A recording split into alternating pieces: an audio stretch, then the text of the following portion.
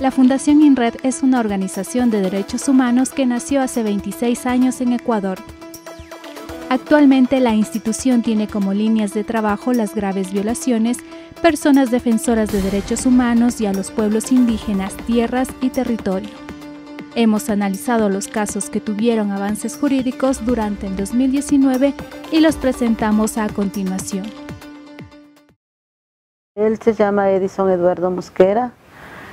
Él tenía su trabajito, cuando salía de mañana al trabajo, desayunaba y se iba y venía del trabajo. Le gustaba trabajar, le gustaba jugar, le gustaba compartir con sus amigos.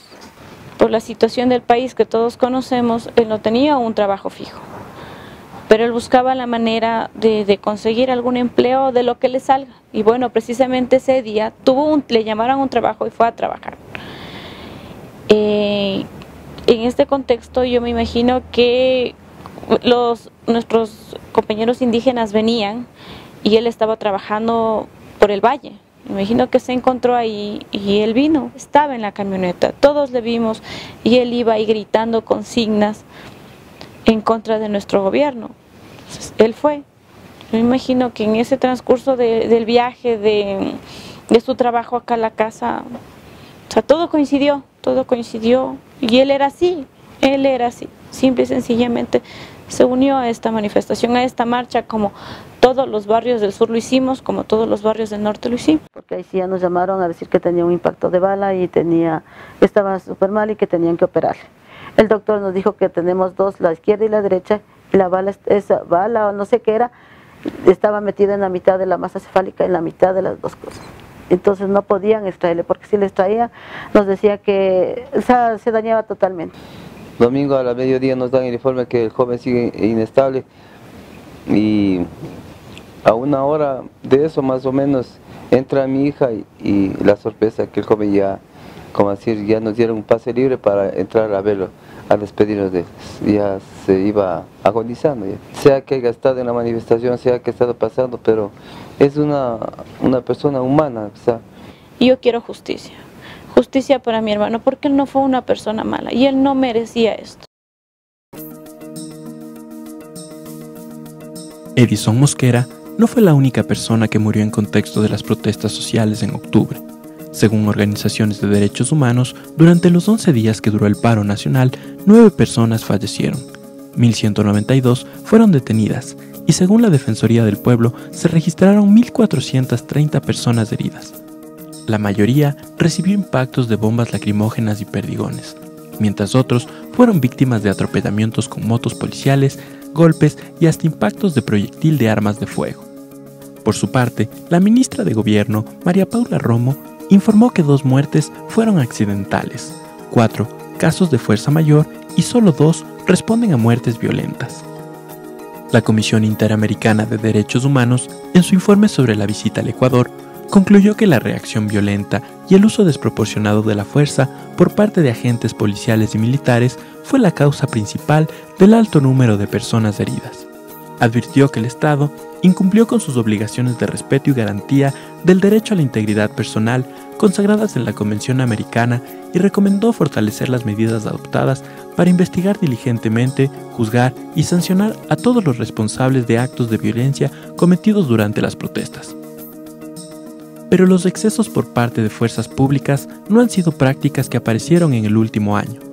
En 2019 falleció el estudiante del Instituto Nacional Mejía, Edison Cosíos, quien permaneció más de 7 años en estado vegetativo luego de ser impactado por una bomba lacrimógena en su cabeza. El policía responsable de su muerte consiguió la libertad condicional por buen comportamiento, pero no cumplió con la reparación dictaminada por el juez.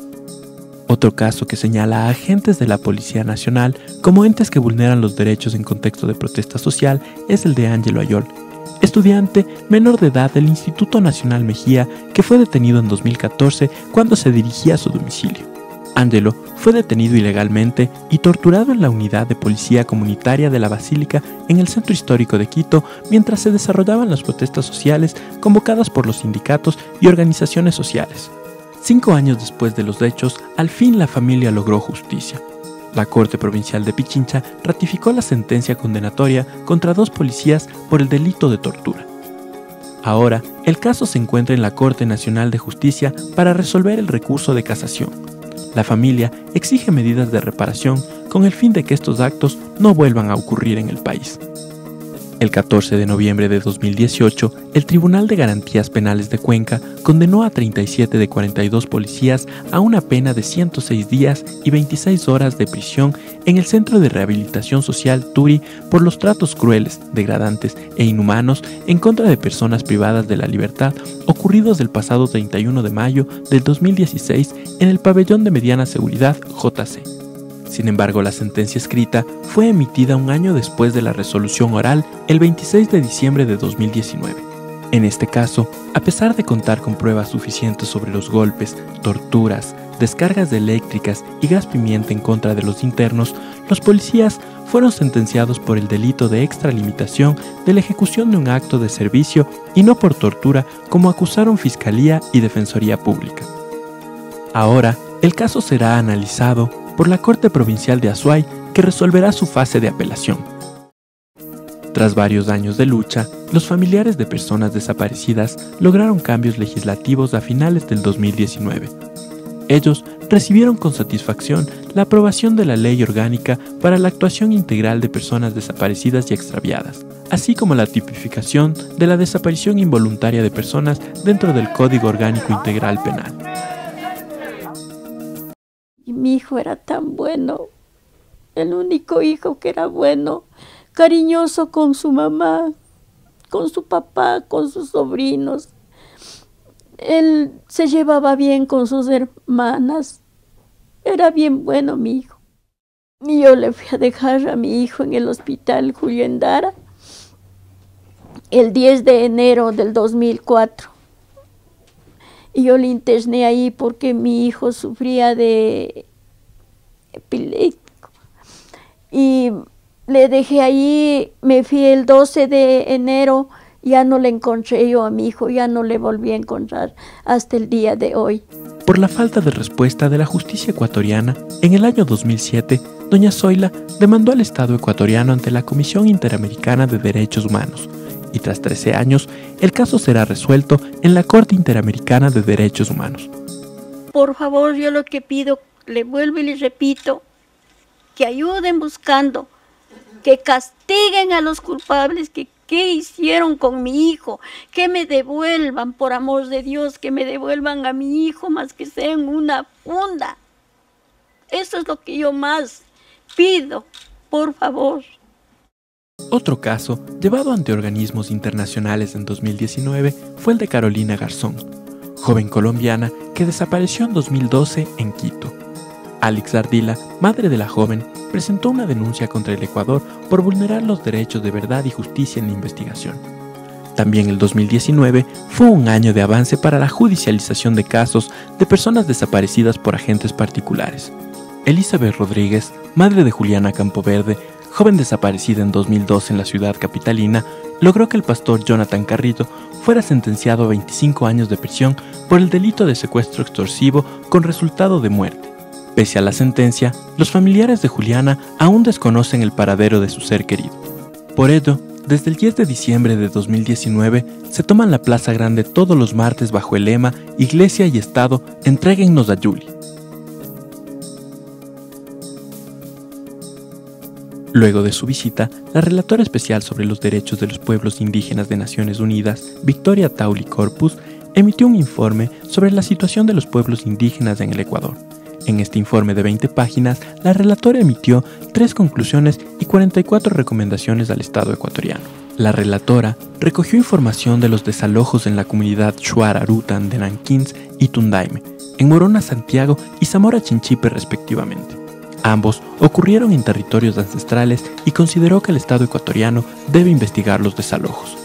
In the past year, I addressed the government of Ecuador through several communications expressing my concern for human rights violations, including in the context of social protest and peaceful defense of indigenous rights to their lands, territories, and resources due to extractive projects imposed without consultation and consent.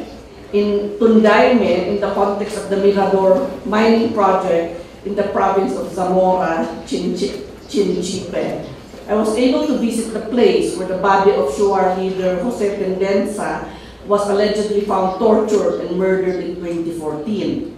According to the information received, no perpetrators have been identified and brought to justice in this case or in the cases of the murders of Bosco Wison and Freddy Taish. Many similar cases have also been brought to my attention. A key element in the building of plurinationalism and interculturality is the full recognition of indigenous justice and adequate coordination and cooperation between indigenous and the ordinary justice systems.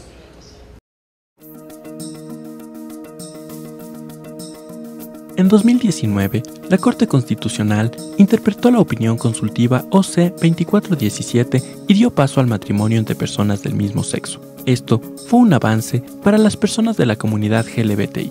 Pero estos avances no son suficientes debido a la impunidad en los delitos cometidos en contra de personas de la comunidad LGBTI y en especial contra mujeres trans en la década de los 80, 90 y 2000. Es por eso que el colectivo trans Nueva Cochinelli promovió una denuncia contra el Estado por el delito de lesa humanidad en junio de 2019 ante la Dirección de Derechos Humanos y Participación Ciudadana de la Fiscalía. Esta entidad admitió la denuncia y al momento se encuentra en investigación previa. Luis Ángel Saavedra, coordinador ejecutivo de INRED, habla sobre los avances y retrocesos de lo ocurrido en materia de derechos humanos durante el 2019.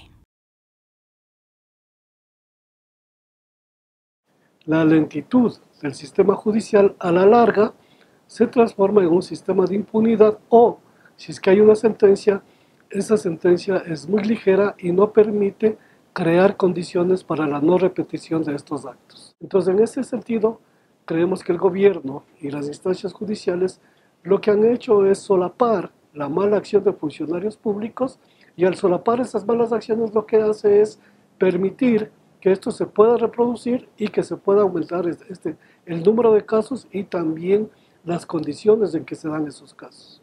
El gobierno tiene una agenda económica. Es decir, para el gobierno lo que interesa es ingresos económicos, tener mayores fuentes de ingresos y apostado a la minería y a otros proyectos extractivos como la fuente de ingreso para supuestamente paliar una crisis fiscal. Entonces, cuando el gobierno tiene necesidad de dinero, los derechos humanos quedan sobrando. Si es que hay obstáculos en los lugares o los sitios donde se implementan megaproyectos, simplemente esos obstáculos se eliminan. Y eso pasó con José Pendenza, eso pasó con Bosco Wison, y lo que pasa después es simplemente el olvido, es decir, no dar ninguna garantía de debida justicia y permitir que estos casos queden en impunidad o queden en el olvido. Lo que hay que implementar es un verdadero pensum de derechos humanos, tanto para la policía como para los servidores judiciales, y no únicamente hacer un acuerdo con cualquier institución o con cualquier universidad, dar una charla o un seminario de un día y decir que ya se ha cumplido con los elementos de capacitación para estos estamentos gubernamentales. A nosotros lo que nos interesa es cuáles son las condiciones del Estado para violentar o para garantizar los derechos humanos independientemente de la acción política que puedan tener. Más que un año electoral, lo que vemos en el 2020 es como un año difícil en el plano fiscal, como un año en donde va a disminuir el empleo adecuado, donde se va a aumentar el desempleo, donde se va a aumentar empleos marginales, donde se va a aumentar toda una base social que no va a tener con qué garantizar su sobrevivencia. Y eso nos puede acarrear a nuevos brotes de violencia, a nuevas jornadas de violencia, porque el pueblo, los sectores populares, los sectores que no tienen para comer, poco a poco van acumulando ira, poco a poco van acumulando un sentimiento de frustración y en un determinado momento esto puede explotar en nuevas jornadas de violencia. A eso tenemos que ponerle asunto.